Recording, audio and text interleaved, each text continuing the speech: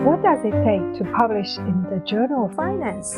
And what keeps researchers going through years of rejection, revision, and discovery? How long took you to actually prepare the data set? In total, we've worked a decade on this. Is it worthwhile?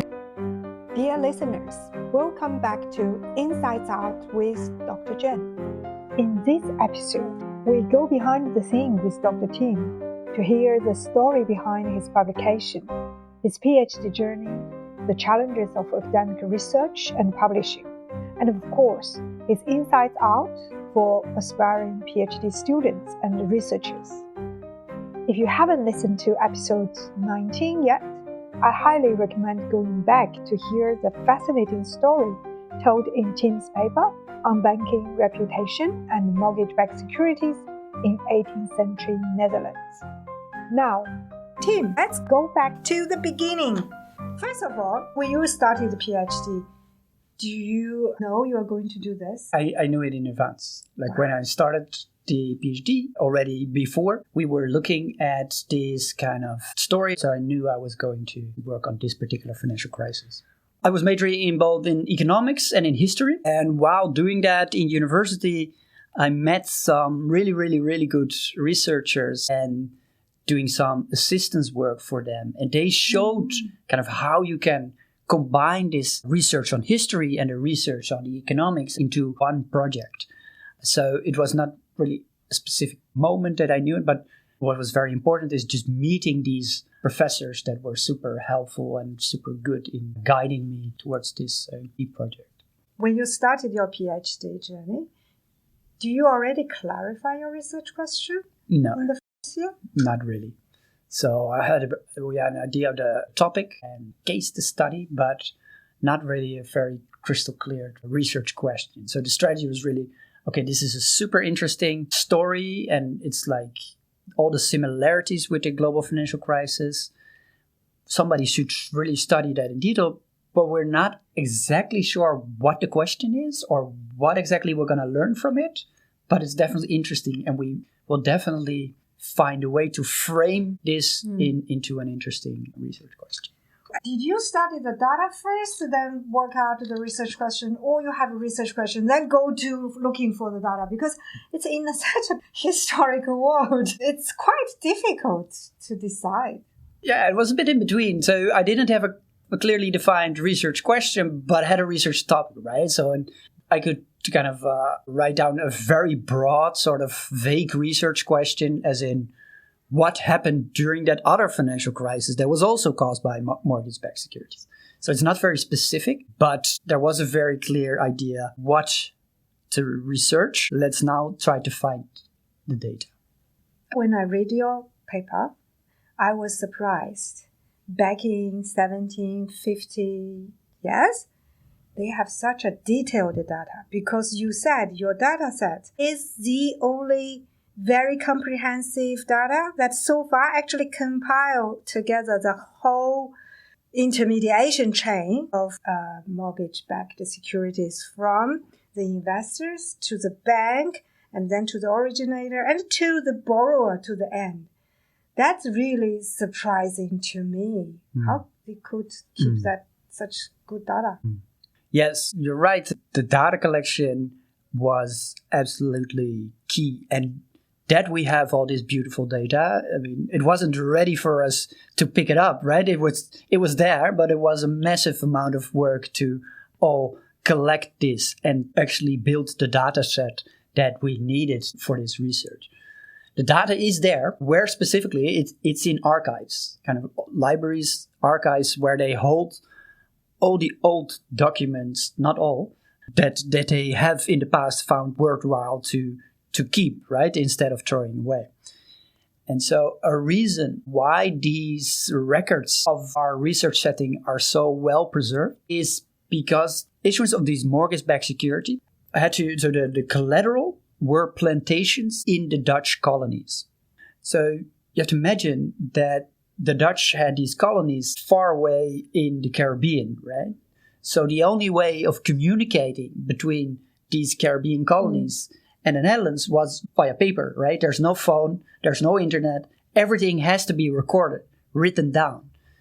Basically, mainly the government in the Netherlands, but also the different banks involved. They, of course, try to keep all these correspondence and records as carefully as they can because it's very important material for them. So the reason that we have been able to reconstruct so much of the data is because these colonial papers have been preserved pretty carefully. Also, you find them in your national library? Yep, exactly. Yes.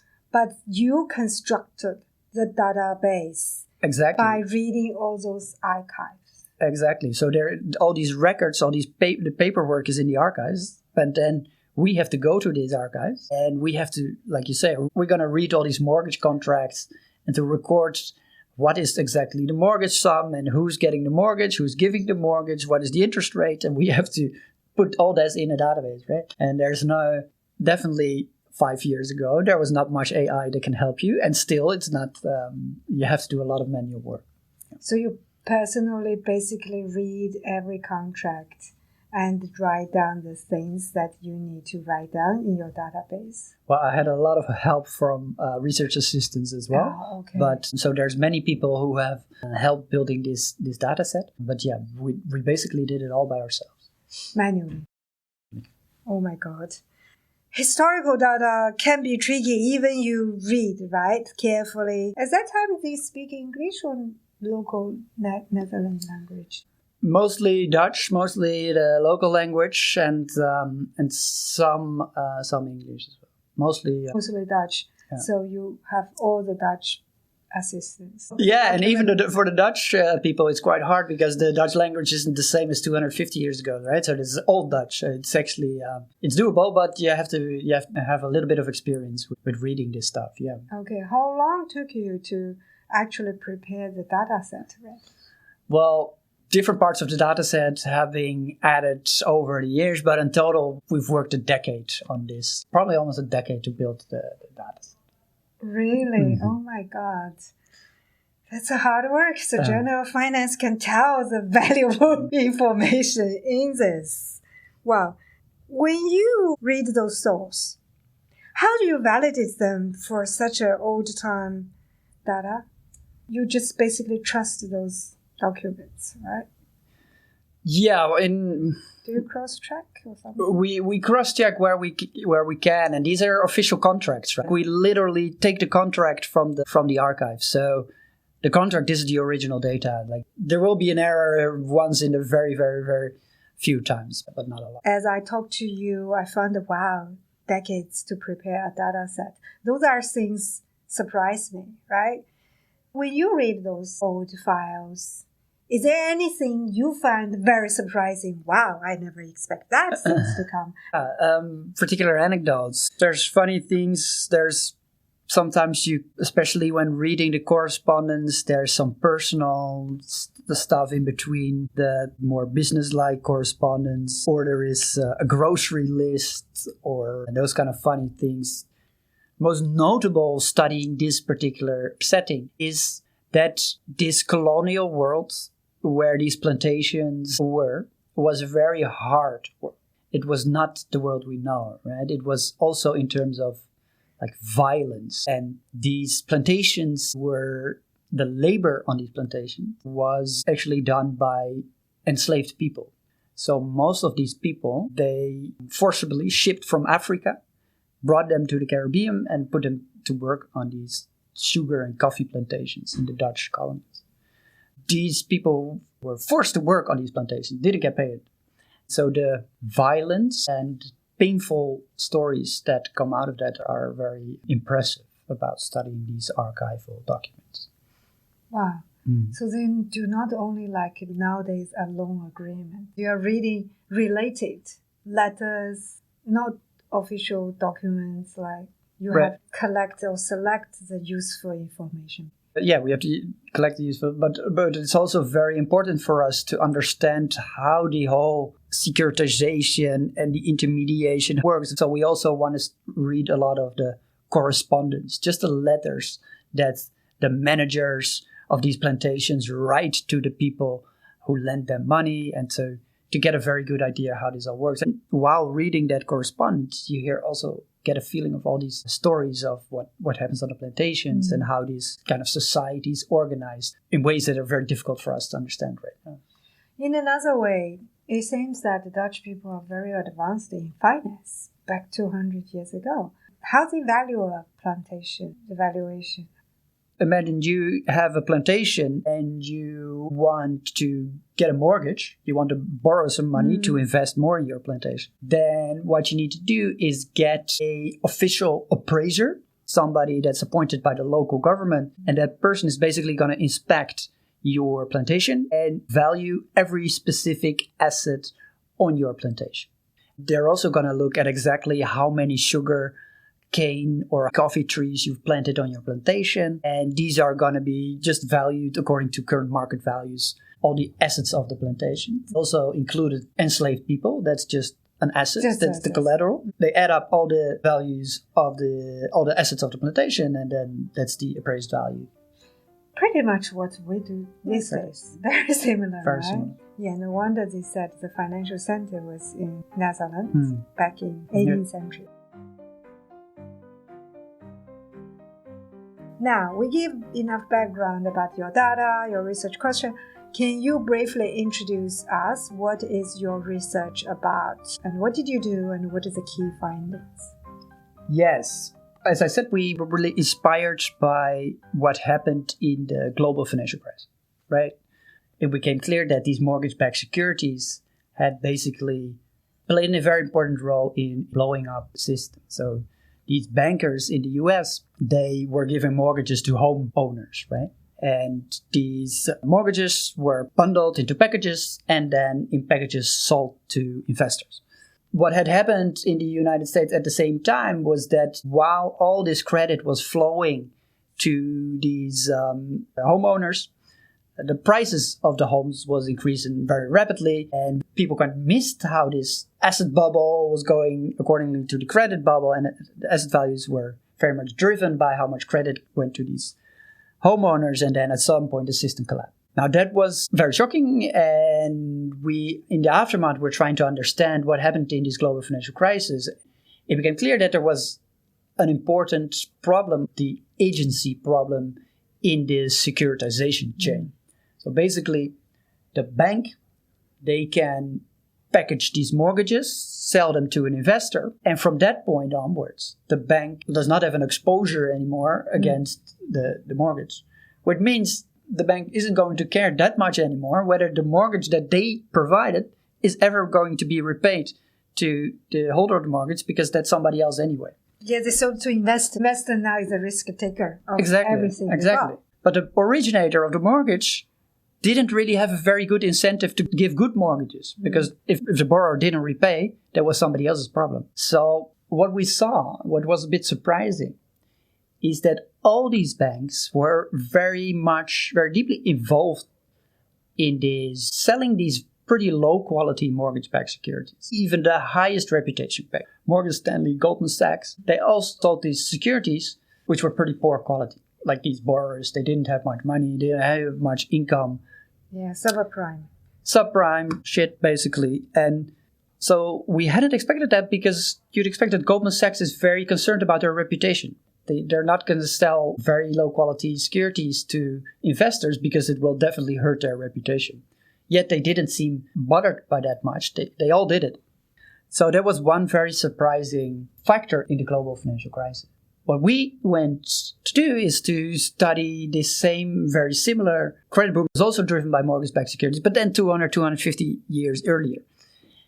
And what we see there is that also many banks are involved with these mortgage-backed securities, but we see that the banks that are in this market that have a higher reputation, the Goldman Sachs of that time, they made much better quality securities. When we look at the type of borrowers and the size of the loans, then the securities were just better quality. So it worked a bit different in our setting. The banks with a higher reputation did behave more like we would expect them. Yeah, higher reputation means a better gatekeeper. Exactly, better gatekeepers. And then we showed that in our setting, these banks, the owners of the bank are the same people as the manager. The banks, they are organized as partnerships, and the partners, they have basically unlimited liability to the reputation of the bank. So these bank managers are very, very concerned about the bank because it's their own liability. And so we argue this is something what sets these banks 200 years ago apart from the banks today, because the bank managers today, they don't have that very much personal exposure to the reputation of banks. That's interesting. So if based on these insights you get from your paper and you are invited to regulators, what advice you will give them to how to monitor or how to make the financial institutions more responsible? One solution that our setting very directly suggests is that you could regulate it in such a way that bank managers have to have a very large stake in their own bank, and these managers of the bank can only be managers if they own the bank, right? That's a very direct lesson, and it's probably difficult as a regulator to implement such a thing. But I hope it does inform regulators on which particular settings they may expect a problem coming out of the market, or in other words, in which particular markets reputation is not going to work as something that stabilizes the market, and where they should pay additional attention and maybe put in additional regulation to make sure that this market doesn't blow up. Because I think your research already provided evidence that reputation can work to an extent. Not everybody cares. So how to find a scheme that make people care is important. Yeah. Not just take for granted. That's right. I was just wondering, when you do this research, get your data, obviously it's a huge challenge. What other challenges you have faced?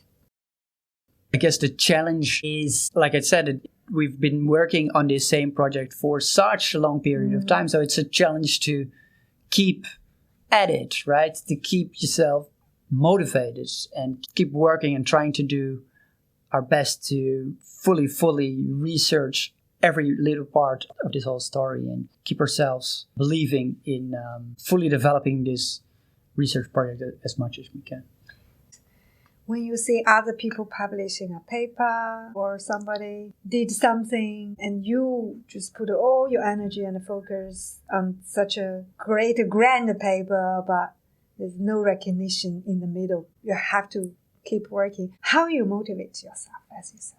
Yeah, it's very important that the only way that you can do it is if you actually enjoy it, right? If you enjoy the research and do it from an intrinsically motivated, I'm just very happy to do this work and I'm very interested in how this works. If you're only interested in the outcome of the research, I think you're going to have a hard time to keep yourself motivated for that long period of time. But if you basically are happy to do it no matter what the outcome is, then that's a lot easier. I think that's important. So you could motivate yourself because it's your passion. Yes. That's what really you love. I don't know, passion is a big word. Yeah, I like to do the work a lot. You know why totally I'm asking? Because when I graduated from PhD, I feel, God, this research is killing me. But after 2 years, when I had a good rest, I started to look around. All the PhD seems publishing their paper. I didn't publish. It's nobody give me pressure, right? But I start to ask myself why I don't publish my paper. Then I made a goal, then I did my publication. So, the peer pressure. Do you ever have that peer pressure? Yeah, absolutely. Of course. Yeah. How do you come through that? No, it's motivating, I think. It's good to have that peer pressure. So the only way, I think, to be able to do really good research is when other people around you show how to do it and that it can be done and also give you that peer pressure. Okay, I need to do that as well. Do you ever have a moment during the process doubt yourself? Yeah, of course, a lot of the time. And there's also in these submission and revise and review processes, when we submit our research to journals, there's also a little bit of a luck factor, right? So you also have to be lucky with a few things. So there's always, even next to doubting yourself and whether your research is actually good, there's also always doubts about, if we don't get a little bit lucky, then we also may not end up in the place where we want to end up, right? That's all these doubts, they're always there, absolutely. So when you doubt yourself, what do you do? Yeah, it's hard. What do we do? I don't know. I just live with it. So I just try to. The result is that I'm going to work a bit slower and I'm going to be.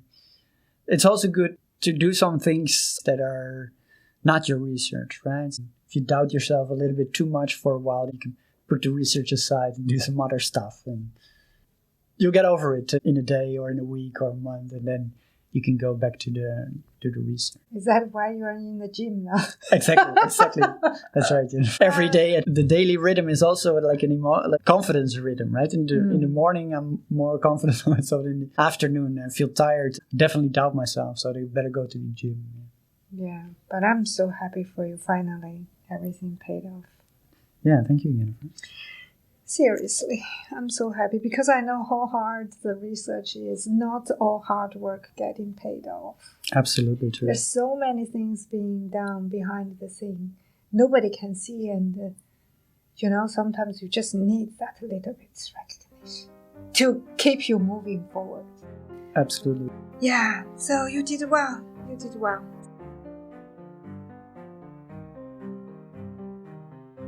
Since we talk about the frustrating moments and all those doubts during the process, were you accepted by this journal when you first time submit?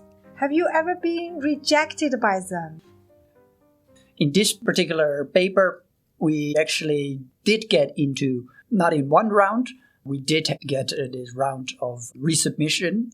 And then in the second round, we did get accepted. However, for other papers that I've worked on, I've been also rejected many times, yes. Yeah. Would you like to walk us through the submission and the review process you have experienced in such a prestigious journal? Yeah, and it took us in total probably about 2 years, that process. We submitted it initially, and then I think it took quite a while for the journal to come back to us. So what they are going to do after they received our paper, they're going to select a bunch of people who they think are experts in this particular research area, and they're going to ask them to review our paper and come up with a report. And so in our case, we had 2 of these reviewers, and then we also had the associate editor and editor looking at the paper. So total a whole team of 4 people. They come up with a report and told us, okay, there's all kinds of problems and all kinds of things that could be better on your paper, but we would be interested if you want to work it. So what they call a revise and resubmit.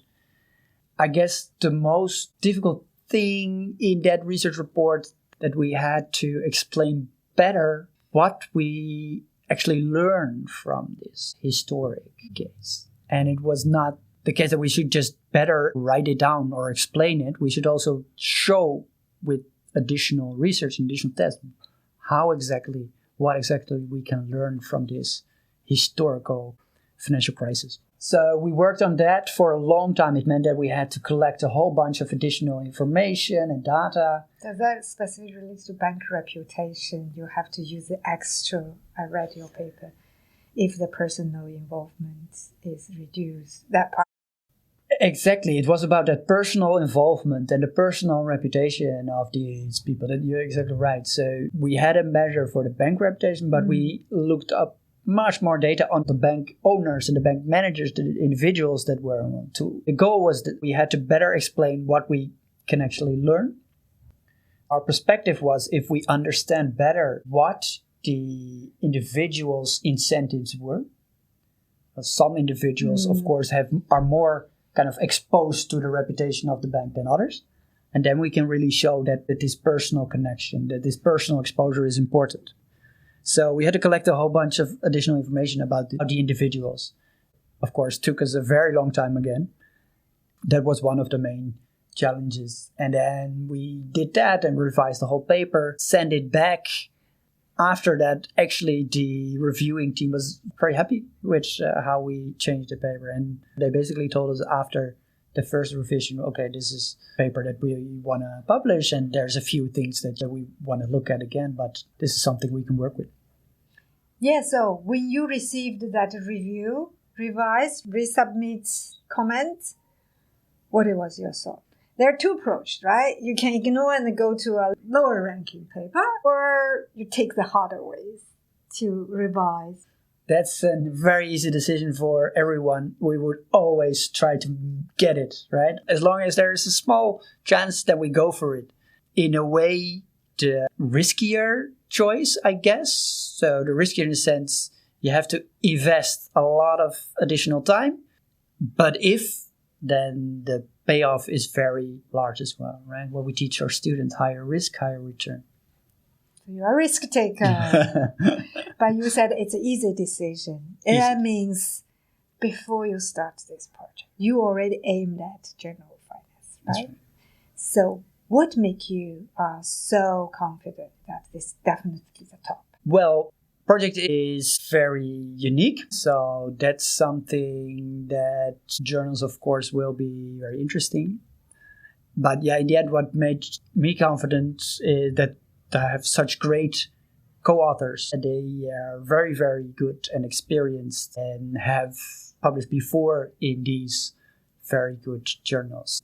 Based on their assessment and based on their input, we had sufficient confidence that we could do it. Well, it was still, we were not confident at all, of course, but should give it a go at least. Yeah.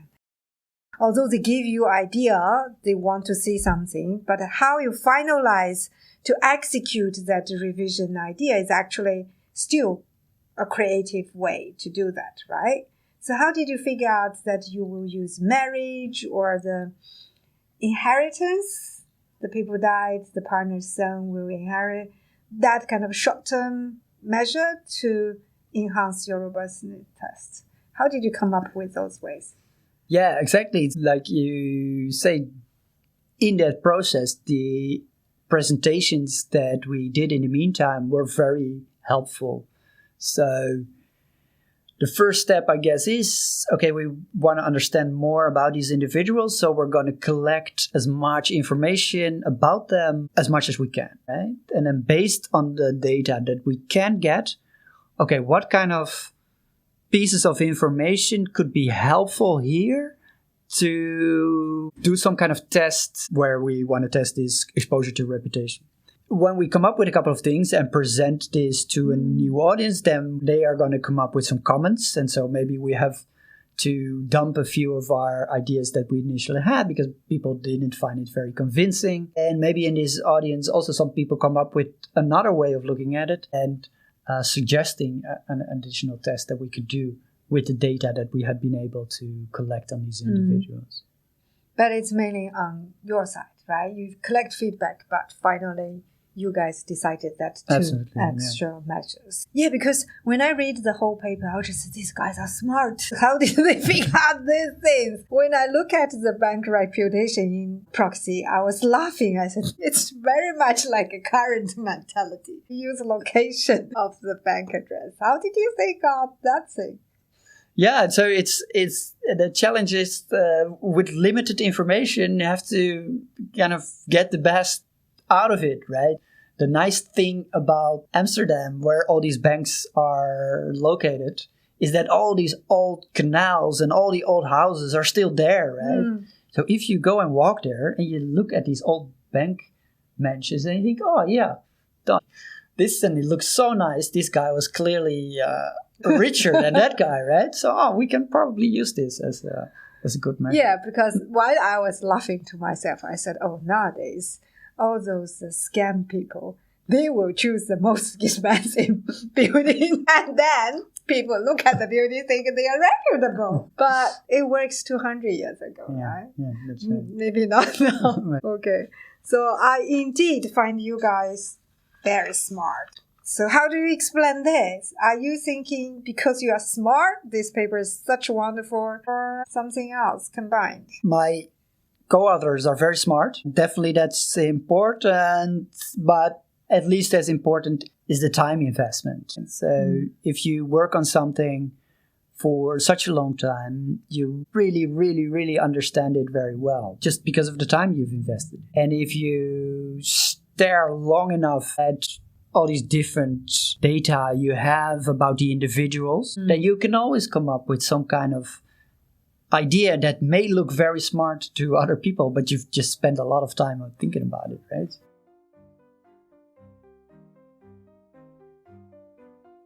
Now you are in a position, you got the top journal publishing, you built your reputation in this area. What will be your advice for a researcher who aiming to publish in top journal? You have to find the right people to work with. You have to. For me, that has been absolutely key. Just in general, supervision has been super important in this research, which was largely PhD research. During the PhD journeys, the research and all the advice I got from the supervisors has been super important. So I think it's finding the right supervisor is absolutely key in the success of your PhD, of my PhD thesis. Yeah, I think it's one of the single most important factor from my own experience as well, because we kind of full of passion, but how to get there? You really need guidance. You have a very good coach. Very good coach. And not only coaching me in doing the actual research and finding the right perspective on questions, but also just guiding me in this other parts of the academic world, right? Explaining how things work and how to meet other academics and how to network here and there in a conference, and just the guidance on the whole package of the PhD of the academic world has been super important. So the absolutely, like you say, the all-defining point in time for your PhD success is the point in time where you get a supervisor, find a supervisor, or reject a supervisor. Possible to publish it. It seems technically possible because some people do it, but I could not imagine that I would ever be able to do it. So I think choosing the right people, investing a lot of time in finding the right partners, that's the make or break. Yeah, thank you. That's a good advice, because along the way, people share your happiness and people encourage each other, people guide you, or later on you guide some people. So next question is, what are something about academic publishing that people outside academia might not realize? Because you and me, we talk maybe for the outsiders thinking, what are these two people talking about? What is a publishing? They see our life happy. We don't need to 9 to 5. We seem have lots of freedom. I'm not sure, but I think people hear a lot of complaints about publishing. It's a very commonly heard complaint out of academia and publish or perish, and how it's putting a lot of stress on people and academia as a whole. But it's also a lot of fun. I know. I've never been rejected so far. Right? I have 100%. 100%. You did? Yeah, of course. But how do you think the publishing on JOF, Journal of Finance, would shape your thinking as a researcher? Does it make a difference, huge difference on you? No, I don't think so. No, of course not. Now, you'd hope that having published in a good journal will open some doors in the future, but it's not going to make me a different researcher. You reduce your self-doubt on the way. Definitely. After I published my paper, I don't feel any difference. That's why I'm asking you that question. I used to think, if I publish, I'll feel I'm great. I finally did it. But my life doesn't change. No. I didn't feel any difference. You didn't feel relieved? For a single bit. Yeah. Okay. Yeah. Feel relieved is a good, Yeah. I feel relieved. Yeah. It's like something I got to do, and now it's done. Now, yeah, of course. I think this is generalizable to most professional achievement. I mean, it's great, but it's not, in the end, not going to change that much, right? It's not going to change your life. I used to think it's such a hard thing to publish. Then when I publish, I will feel, I'm better than others. I'm greater than others. No, not at all. I still doubt about myself for a lot of times. I said, okay, you're happy for a moment, then it's gone. Sure. But yours is different. That's why I'm asking you. No, it's not. This paper is based on PhD because you survived your PhD journey, not only survive, and you end up with such a wonderful publishing and milestone. Looking back, what were the biggest challenges you faced during your PhD? I couldn't think of one big challenge. It's just there's a lot of things happening at the same time, right? You have to come up with this research and you have to learn how to do it at the same time. And then you have to network and you have to understand how academia works. And then to stay confident enough in yourself to keep doing it and keep believing in yourself. It's just the package. There's a lot of things happening at the same time that makes a PhD challenging. But a lot of the time, it's also just fun. There's a lot of time that there isn't that much pressure, and you can enjoy all kinds of other stuff that you do in life at the same time. And it's not always the defining thing in your life. Besides, you find a very good supervisor. I think that's the advice you gave to PhD students before. Then you got to do the work, right? So it's not supervisors there every day for you. Actually, one of the surprising factors for me was quite a lonely journey for PhD. Do you ever feel lonely? Yeah, I can very well imagine that feeling. So I think parents can be very different, and that's why choosing the right supervisor is so important. But there's also part of luck there. So you have to be lucky that you have the right peer starting the PhD at your same time and that you can share the whole thing with. And also for me, I'm quite happy to work by myself. So I'm quite much more comfortable doing my own work than working in a team. I think that's very personal. Just where people get their energy from is different, right? And I happen to be someone, I'm quite comfortable working by myself, and I find that actually a nice thing. But I also can imagine that for other people, that's much harder and much more energy draining to do it all by yourself. So what we are saying is doing a research job is actually a quite self-sufficient work. You have to be happy working alone. Absolutely. And if you are kind of can't sit down for a whole week without talking to a person, don't do it. If you need to chat every 5 minutes, no, don't. Yeah, like you say, even if you have a great supervisor that's very much involved, it remains an individual job. Because the goal of PhDs is train you up into independent research. Yes, exactly. For me, it's interesting. When I did my business, I always felt that when you are a business leader, you have to make a decision. Final call is on you. So you have to be so independent. So me, such an independent person, when I experience the PhD, I feel so get lost. I don't know what to do. Somehow I figured out. And I think for anybody doing PhD like me, switching from business to academia, it's a huge challenge. Academic life and the business life is totally so different. I enjoyed the most is going to the PhD seminar in Sydney with Tom Smith. That's training workshop. Yeah. There's so many PhD students together. You see, it's like I want to be in a classroom. But then PhD, it's no classroom. It's all your own. Yeah.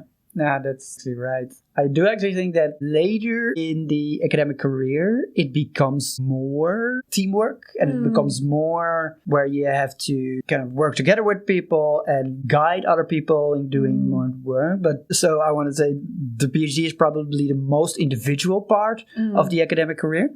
But the good news is, I think everybody should have a decent time in your life to go through that solo life because it really increased the confidence. After I graduate, I feel the PhD hat is not important. I feel personal growth like to a level I'm invincible. It's just because I know whatever the issue comes, if I don't know, I can learn it. I'm not scared of anything anymore. That's a PhD for me. You can do anything. I can do anything. Do you have that feeling? So I still don't think I can do everything because, I mean, I can imagine that you have, because you have already shown you can do very different in industry settings, in business settings. I'm not sure if I can do that kind of things. Like I can do individual research job, but that's very much in line with my personality. Yeah. I'm not sure if I can do the other things. Oh, yeah. Now I got you, I see. Well, we've talked a lot about the challenges of doing a PhD. But earlier, you also mentioned that there is a lot of fun along the way. Can you share with us some fun part of doing research and a PhD? Yeah, the fun parts about the research, I guess it's personal, but for me, part of the fun is just doing the work itself. Like I get into my office in the morning and I think, oh, I get to do this project that I'm very interested in the whole day, and I can do that by myself, and I have the whole day to work on this thing that I like. And then over time, as you do this research, you get to understand the thing that you're researching better and better, right? At some point, you understand that thing better than anyone else. And I think that's very satisfying. And of course, part of the fun is also the experience of developing yourself, noticing that you become better and better in doing research and become more skilled in that. And finally, in the PhD journey for me, there's a social dynamic that over time I grow closer to my supervisors, whom I've mentioned before. Just I get to know them better, but also closer in a professional way that you can over time get closer to their level, right? You can talk to them on a higher level than before. And that's a lot of fun as well. Also for me, it was important during the PhD research, kind of doing it together with other PhD students who face the same challenges and struggles, and building a bond in that way, very fun. We come to the final session. Insights Out with Dr. Tim. When did you start your PhD? 2016. Nice, 2025. 8 years. Nice. Oh my God, my mess. So 9 years. If now, with your knowledge, your experience, you could meet yourself in 2016, what would be the advice you give to your younger self? They always ask this question.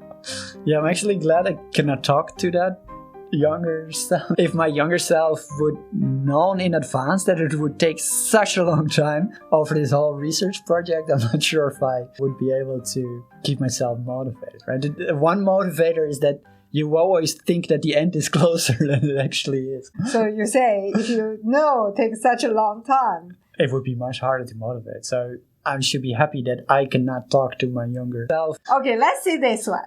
If your 2016 you meet 2025 you and get one chance to ask one question, what would that be? I want to ask, is it worthwhile? Then what will you say, 2025? I would say yes. Publishing in the Journal of Finance is a huge career milestone, and I understand that's hard work, smart supervisor, and a little bit luck. So looking back at your research journey, what is one thing that you wish you could have done differently? One thing, I guess, is it could be done quicker.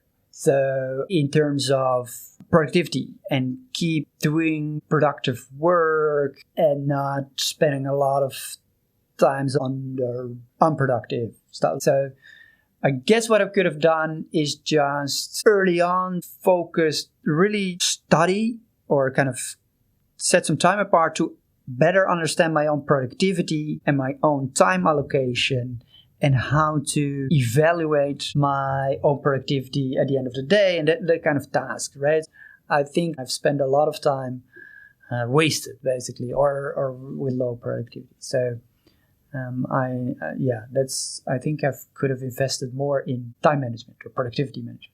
It's not about more time on work. It's just spending that time more productively. It took me a long time working out what is for me a productive mode of working. One thing that I found out that works pretty well for me, and I guess this is different for everybody, is to quite strictly organize my day in advance into a block of 50 minutes. The next 50 minutes, I'm going to work on this particular task. And after this 50 minutes, I'm going to take a quick break and let my mind go for 5 or 10 minutes. And then next 50 minutes, I'm going to work on the same task or on a different task. I've kind of predefined that in advance. So currently, that's working well for me. So you're building a self-discipline. Yeah. The time plan, you just follow through, get it done. Good. What mindset or habit do you think contributed most to your success? The mindset is just the intrinsic enjoyment, right? I just like doing it, and it's not all aimed at the outcome. His mindset is, I'm going to do this task because I'm just interested in doing this task. I enjoy doing this task. And what afterwards, whatever, right? Financial research is full of data, and when we just started, we just really like to play around the data. But later I realized writing, telling a good story is so important. How did you learn or balance the rigorous analysis with compiling storytelling in your work? Because most of research I find quite hard to do. Absolutely. How did you do that? I can still not do it.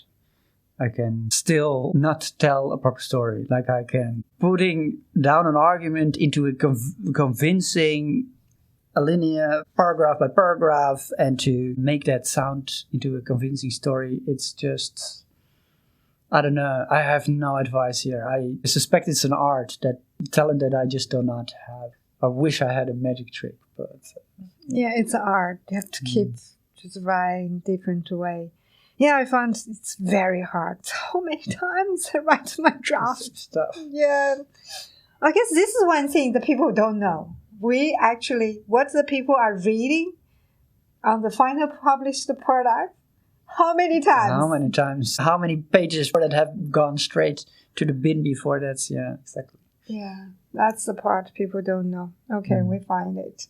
Okay, if you were not a finance researcher, what career do you think you would like to do or have pursued? I have no idea. I have really no idea in general. So I've tried a bit of journalism before. Didn't like it at all. Wasn't any good in it either. Storytelling problem. I'm very confident that I will never do anything else. But it wasn't like when we say I'm made for the job, sounds like I always knew it. Not at all. I just thought, okay, I don't know what to do. I'll just do that PhD, sure, and kind of rolled into it. But yeah, it turns out I'm very comfortable with the job. And I have no idea, still no idea what I would have done otherwise. Well, I would say you are definitely qualified to be a financial detective, connecting the dots across centuries, piecing together scattered data, and uncovering hidden patterns, like Sherlock Holmes with a spreadsheet. What is next on your agenda after publishing? The next project, yeah, so we have follow-up questions on the same setting. While we were studying this mortgage-backed security, it became clear that this slavery is such an important top story in this whole setting. So we want to do much more research on the slavery, and that I'm going to develop next. So it's still based on historical data, because you already built up that. That's right. Are you aiming for the JOF again? Absolutely. Wonderful. Before we go, where can people find your research? So we post all our papers on SSIRN, but just Google Scholar and then searching for my name is the quickest way to go. Can people connect with you through Google Scholar or any other platform? LinkedIn. LinkedIn. I'm happy to have a chat and a coffee with any aspiring researchers anytime and to discuss a little bit whether a PhD is a good thing to do for them or not. I'm very happy to do that. I enjoy that. So yeah, please connect on LinkedIn. Okay, thank you, Tim. Your story reminds us that even in finance, history holds valuable lessons, and your hard work, your persistence pays off. Not only smartness, right? But add a little bit of productivity. Absolutely. So wish you all the best in your future research, Dr. Tim. Thank you so much, Jennifer. Thank you for having me on the podcast. It was great fun. So, dear listeners, if you are considering a PhD or publishing your paper, I hope you find at least one insight today that you can turn into your own action for your own research journey. Till next time, keep researching and having fun.